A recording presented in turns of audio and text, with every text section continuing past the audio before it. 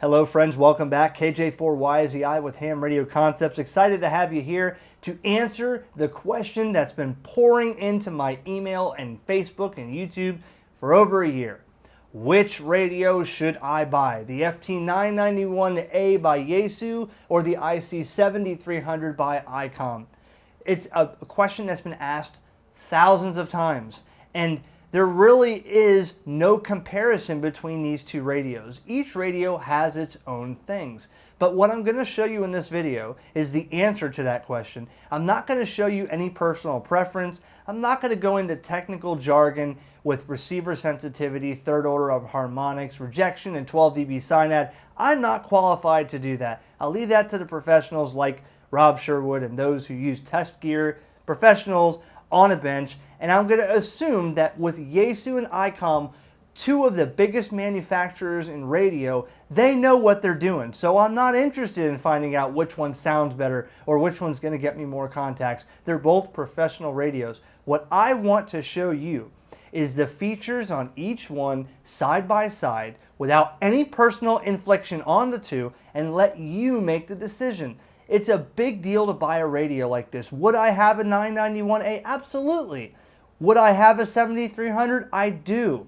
And if I really wanted to, I would buy a 991A just to have it alongside. They're both great radios. I love both of them. It just comes down to the Ford versus Chevy guy. I've used Yaesu for a long time as my main rig, and then I started exploring with Icom, and I got hooked. I like the way that Icoms are, and that's just my personal opinion. There's some people that favor Yaesu, and I get that. So let's get right into comparing both of these rigs, not on a would you buy this or should you buy this or don't buy this, but rather what's in each one of these radios, and that way you'll be better educated when you want to buy one of these radios. Let's get into it.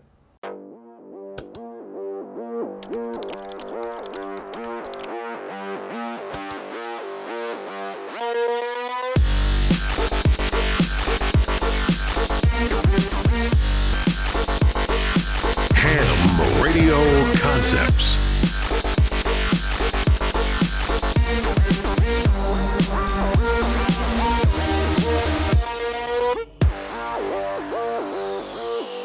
The place to come for amateur radio videos.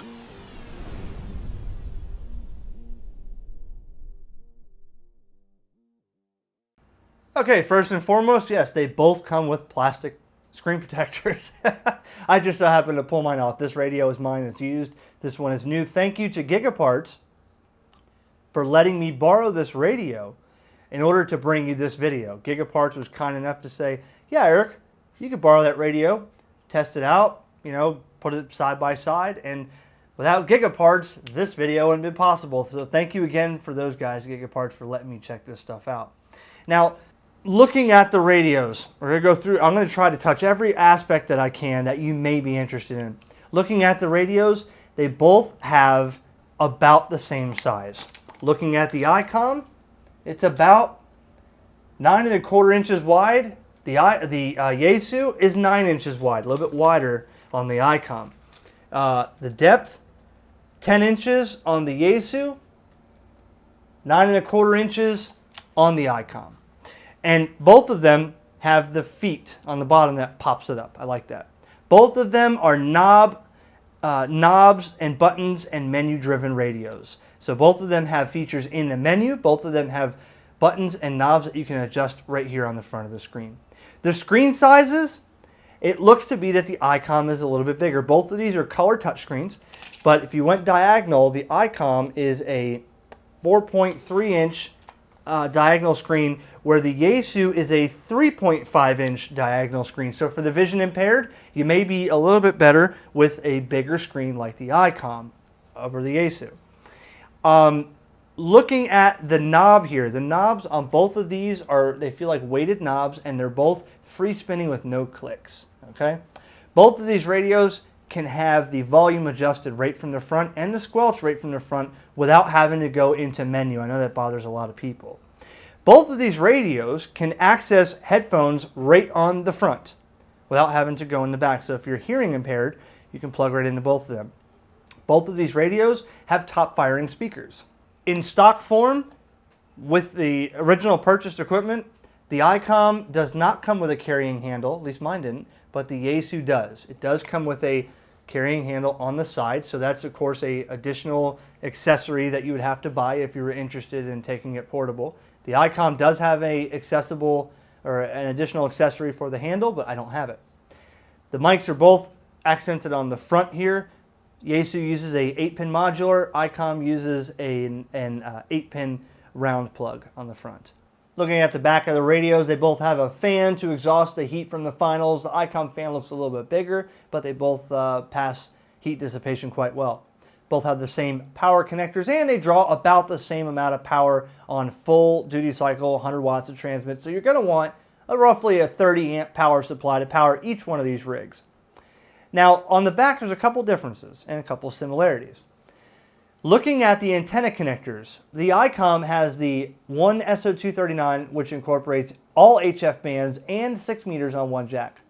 The same here on this one with the Yaesu FT-991.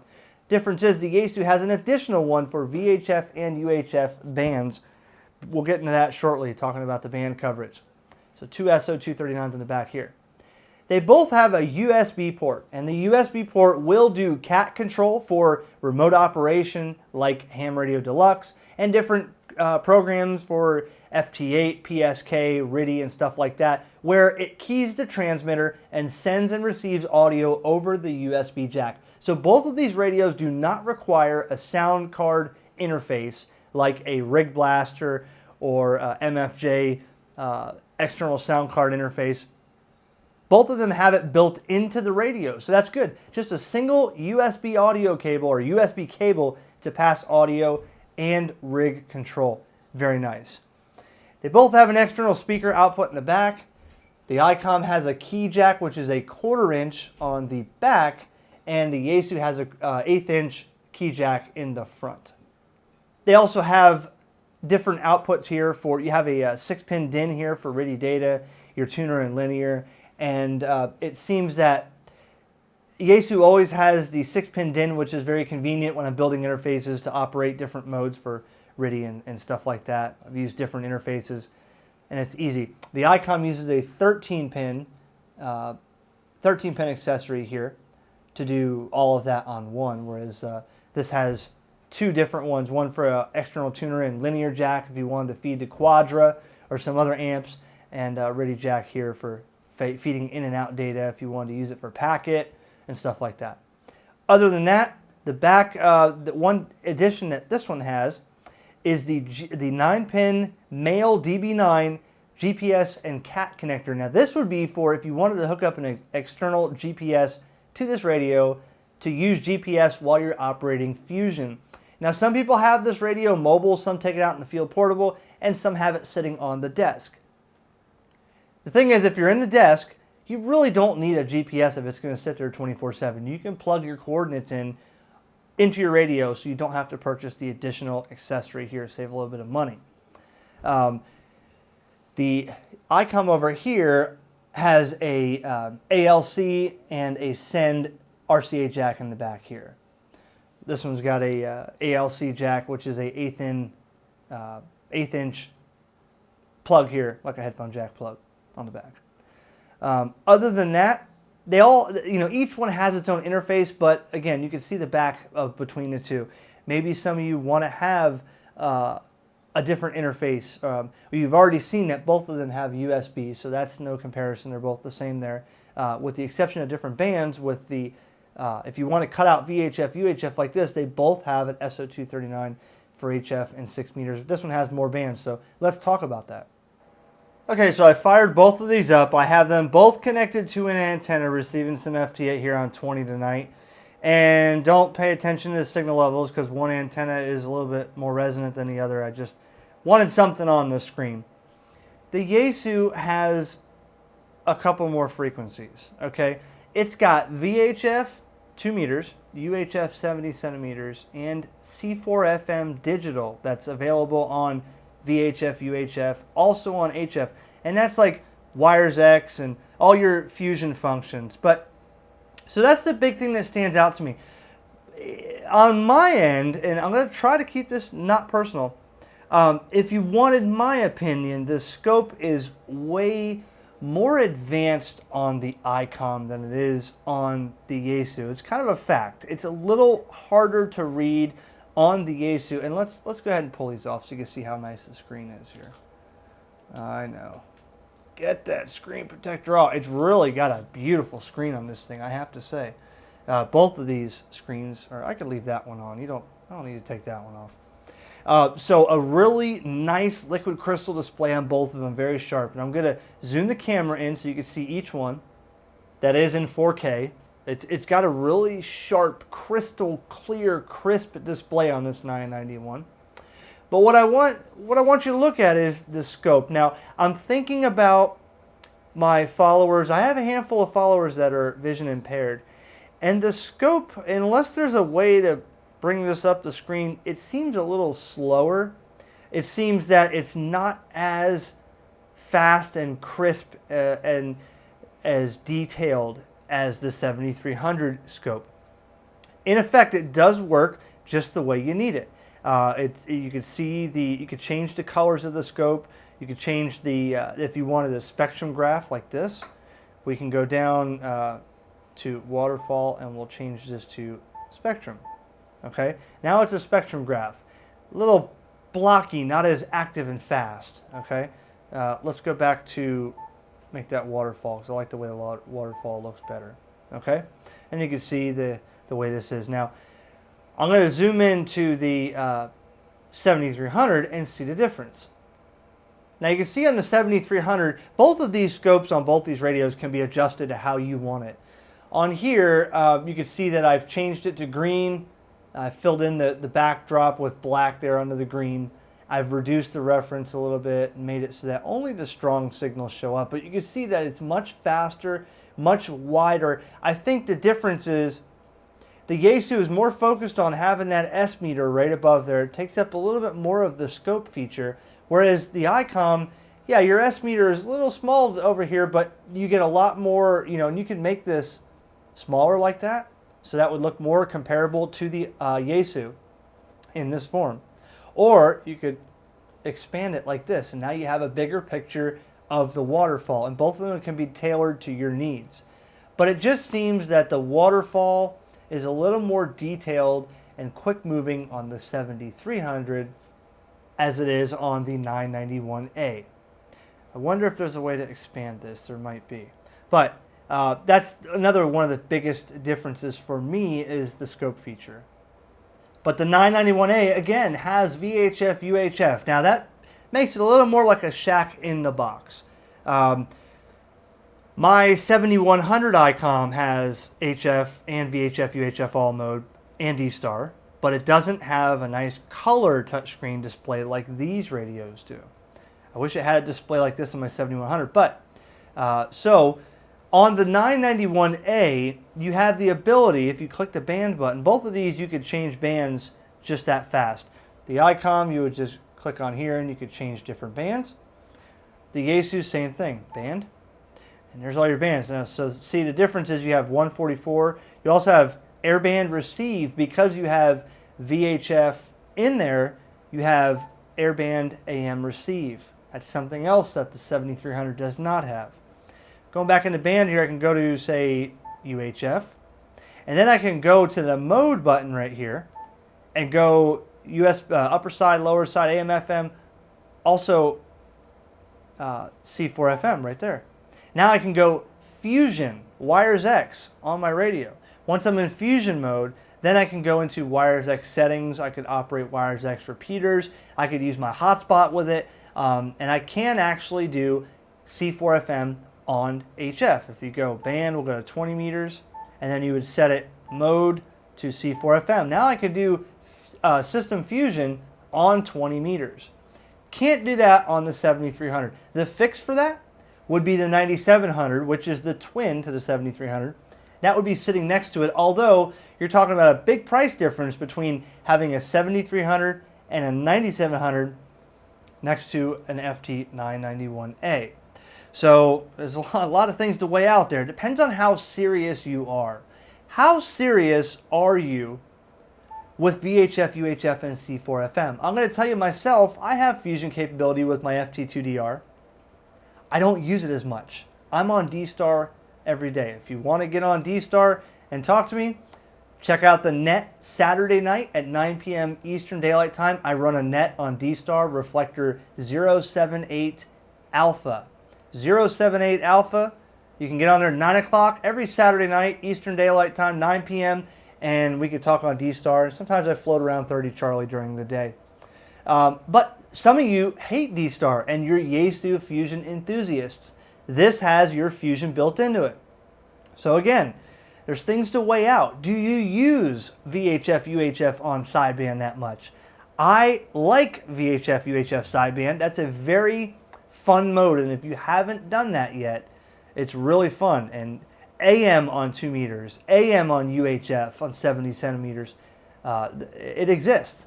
Can't do that with the 7300, but some people that have the 7300 don't even know you can do AM and CW on 2 meters, so they didn't care for that. So you have to weigh out, do you use the extra band features? If yes, maybe this is the radio for you. If not, maybe you can just use a regular Kenwood or a Bofeng or a Icom, just a regular 2 meter FM radio for your local repeater activity, save a few bucks, and supplement it with a 7300 for your HF and 6 meter needs, and then have a little Kenwood just for 2 meter 440 activity around your area.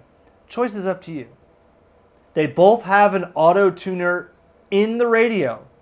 So for those who need a tuner and you don't want to have an external tuner or have to buy one, they both include a tuner. Tunes, this one is, where's the tune button here? Here it is. Okay, and it will tune. Now both of my antennas right now are not tunable at the moment, so that's why I'm not transmitting, and that's why the tuner really didn't do anything. But they both have an auto tuner built in. They'll tune about a 3-to-1 SWR. So if you got a 28-foot wire or a 32-foot wire for 40 meters and you want to tune that on 160 meters, this is not going to do it. Neither one of those will. You have to get then again, you shouldn't be trying to load 160 meters on a 40-meter dipole. It's just not going to work. Yeah, it'll load up on an auto tuner, but it's not doing you any good. So, but for those who have a antenna that's not as broadband to go from one end of 20 to the other, and you want to use a tuner to clean up a 1.6 to 1 SWR, they both have a tuner built in. Okay, both radios have some interference rejection and noise blanker, noise reduction, attenuator and preamps built in, DSP to help clean up a signal when you have QRM or a lot of noise. Let's look at the Yaesu first. Now clicking on the function button here will give you a couple pages here where you can turn your notch on, off, go back here to noise blanker on or off, your attenuator and stuff like that. Also your shift, you can click shift and use the multi-knob here and shift to the left or the right to really get away from that QRM. Okay? If you wanted to further modify those filtering settings, you would go back into the menu. So we'll go to menu here, and that would be like menu 23 would be noise blanker width. And now you can change that, 3 milliseconds, 10 milliseconds, and stuff like that. Okay, if you wanted to do the same thing on the Icom, it's got the buttons here on the front. Preamp, attenuator, notch filter, noise blanker, noise reduction. And the same thing applies. You just tap that on, turn noise blanker off or on. Then you can hold it and adjust your noise blanker attributes here with the multi-knob up here. Same thing for noise reduction. Turn it on, hold it, change the noise reduction level. Notch filter, turn it on, hold it, adjust your position and your width. So it seems that it's a little quicker to get in. Oh, I turned the preamp, the attenuator off. On, there we go, off. It's a little quicker to get into the attributes for those features on the Icom, being I can hit noise blanker off. I can adjust these here with this multi-knob. So I can go depth like this, okay? Compared to the 991A, where again, you can just hit the function button and choose your different, what you want the meter to be, your RF power, your mic gain. You can click that, use the multi-knob, adjust that accordingly. And also for the Vox, the attenuator, noise blanker, and stuff like that. But to further do those attributes, you can't just hold on the button. You're going to have to go into menu and then scroll down until you find the filter settings, like the noise blanker rejection. Hit select and you can change those values here. So I think it's a little bit easier, more convenient to get to it on the Icom. If you did want to shift and change your filter width on the Icom, you don't need to go into the menu. You could simply use this up here to shift. Okay, and then click the filter up here. 1, 2, 3, hold it. You could change the filtering right here on the screen. A little bit quicker, I think, to go into the shift and filter settings on the Icom. So let's talk about the menu for a second. Now, I'm a knobs and buttons, also menu-driven kind of guy. My buddy Pat, KI4LUY, he loves the radio that's got everything on the front. He doesn't want to go digging through menus. I like menu-driven radios, but I also want to be able to quickly turn up the volume, change frequency, and do a couple things here on the front of the radio. That's what I like to do. But if you're talking about ease of use for the menu, well, let's show the difference here. On the Yaesu, the menu is in category order or line order, where you have to kind of scroll through. They're numbered on the left, and you have different things like, you know, your contour width, your contour level, a lot of different things here. Automatic repeater shift for 2 meters and 440. Go, you know, data connectors, all kinds of. It's alphabetical order, okay, but it's all in the menu like this, and then you would simply select the one you want, and then change it like this. Normal, reverse, CW, dot, dash. Now on the 7300 though, the menu comes up a little different. If you hit the menu button here, it's more of a kind of like a smartphone setup. If you want to go into your, you know, you turn your scope on, you push it here. If you want to turn your audio spectrum graph on, which I'm not sure. Yeah, I don't think the 991 has this audio spectral graph, which, and level. There you go. Okay, so that shows you your audio waveform, your bandwidth over here for audio, then your scope all at the same time. I don't think the Yaesu has that. Now, also back in the menu, you have, you know, voice transmit. It's more grouped together. Memories, set, that's all your options. So it has features that you would use here, like your meter, if you wanted to set it up for multimeter mode.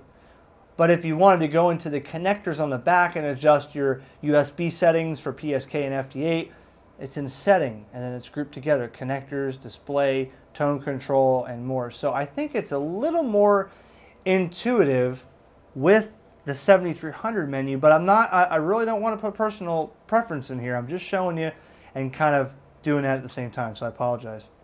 All right, everyone, that's an overview of each radio. The choice is yours to make. You know, I don't want to get technical because the reality is a lot of my subscribers don't care about all that technical stuff. We leave it to professionals with test gear to do all that fancy-dancy stuff.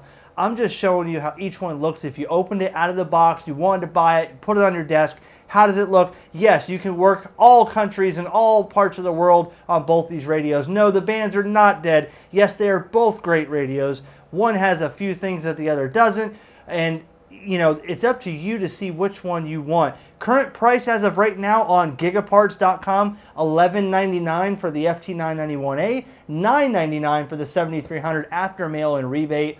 A good deal for both of them. It's a lot of money to some, it's not to others. If you're rich, consider contributing to my Patreon page to support me so I can do more videos like this. 7-3 guys, thanks for watching. More videos on the way. If you haven't subscribed, you have to click the button and turn on the little bell, so every time I post a video like this, it pops up magically in your inbox.